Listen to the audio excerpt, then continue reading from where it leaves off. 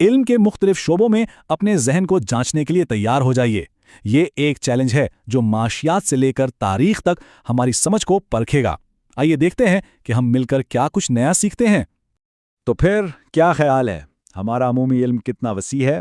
چلیں اس چیلنج کو شروع کرتے ہیں۔ ہمارا پہلا راؤنڈ پیسے اور مشینوں کے بارے میں ہے۔ دیکھتے ہیں عالمی معیشت اور جدید ٹیکنالوجی کی دنیا سے کون سے راز سامنے آتے ہیں۔ ٹھیک ہے، تو ہم شروعات کر رہے ہیں ریاضی کے ایک سوال سے۔ فرض کریں کہ 3 تنخواہیں 2، 3 اور 5 کی نسبت سے ہیں۔ اب ان میں بالترتیب 15%، 10% اور 20% کا اضافہ ہوتا ہے، تو ان کی نئی نسبت کیا بنے گی؟ ذرا سوچئے اس پر۔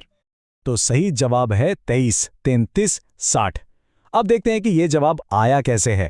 ہم نے ہر ابتدائی نسبت کو اس کے اضافے کے عنصر سے ضرب دی، یعنی 2 کو 1.15 سے، 3 کو 1.10 سے اور 5 کو 1.20 سے۔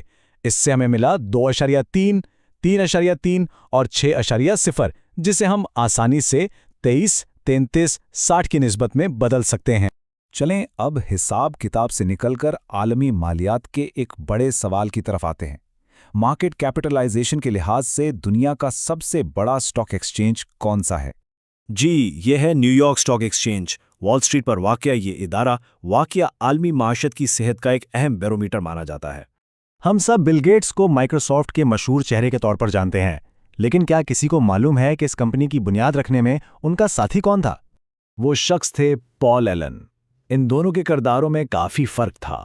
بل گیٹس کمپنی کا سب سے جانا پہچانا عوامی چہرہ تھے، جبکہ پال ایلن وہ شخص تھے جو ٹیکنالوجی اور جدت کے پیچھے کی اصل طاقت تھے۔ ٹھیک ہے، تو پہلا راؤنڈ یہاں ختم ہوتا ہے۔ اب ہم اپنا رخ سائنس اور فطرت کی طرف موڑتے ہیں۔ چلیں اب انسانی جسم کے بارے میں ایک سوال۔ ہماری ران کے پچھلے حصے میں جو پٹھے ہوتے ہیں ان کے گروپ کو عام طور پر کیا کہا جاتا ہے؟ انہیں ہیمسٹرنگز کہا جاتا ہے۔ یہ پٹھے امانی حرکت کے لیے بہت ضروری ہیں، خاص طور پر کولہے کو پھیلانے اور گھٹنے کو موڑنے میں ان کا اہم کردار ہے۔ انسانی جسم سے نکل کر اب چلتے ہیں وسیع و عریض سمندروں کی طرف۔ کبھی سوچا ہے کہ سمندر کے پانی میں کون سا عنصر سب سے زیادہ مقدار میں پایا جاتا ہے؟ بہت سے لوگ شاید سوڈیم کا سوچیں گے، ہے نا؟ لیکن اصل جواب ہے کلورین۔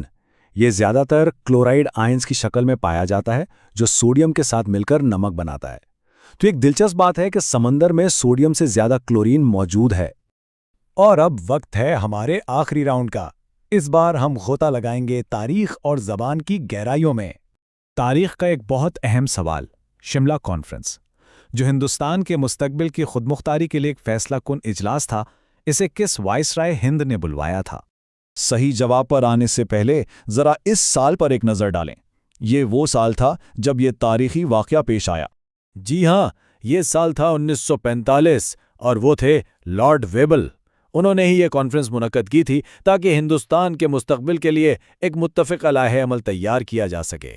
چلیں اب ذرا اپنی زبان اردو کی بات کرتے ہیں۔ اردو لسانیات میں جب ہم دیگ کی بجائے دیگچی کا لفظ استعمال کرتے ہیں تو یہ کس تصور کی بہترین مثال ہے؟ اسے کہتے ہیں اسم مصغر۔ یہ ایک ایسی اصطلاح ہے جو کسی چیز کے چھوٹے پن یا اس کے چھوٹے ورژن کو ظاہر کرنے والے اسم کے لیے استعمال ہوتی ہے، بالکل جیسے دیگ سے دیگجی۔ تو ہمارا کوئز تو یہاں ختم ہوا، لیکن جانے سے پہلے ایک اہم سماجی تصور کو سمجھنا بہت ضروری ہے۔ سماجی علوم کے تناظر میں مذہبی دہشت گردی کی اصطلاح کو کیسے بیان کیا جاتا ہے؟ آئیے اس کی تعلیمی تعریف پر ایک غیر جانبدارانہ نظر ڈالتے ہیں۔ اس کی تعریف یہ ہے: یہ ایک ایسی حکمت عملی ہے جہاں تشدد کا استعمال مخصوص مذہبی اہداف کے حصول کے لیے کیا جاتا ہے، یا پھر یہ شناخت پر مبنی عقائد سے بہت گہرا متاثر ہوتا ہے۔ تو آج کے سفر سے ہم نے کیا کچھ سیکھا؟ ہم نے دیکھا کہ مالی نسبتیں کیسے بدل سکتی ہیں، سمندر کے پانی میں کلورین کی اہمیت کو سمجھا، اردو زبان کی ایک خوبصورت باریکی یعنی اس سے مصغر کو جانا، اور تاریخ کے اس اہم لمحے کو یاد کیا جب لارڈ ویول نے شملہ کانفرنس بلائی تھی۔ اور آخر میں ایک سوال جو ہمیں سوچنے پر مجبور کرتا ہے: حقائق کی اس لامحدود دنیا میں آخر کون سا علم ہے جو سب سے زیادہ اہمیت رکھتا ہے؟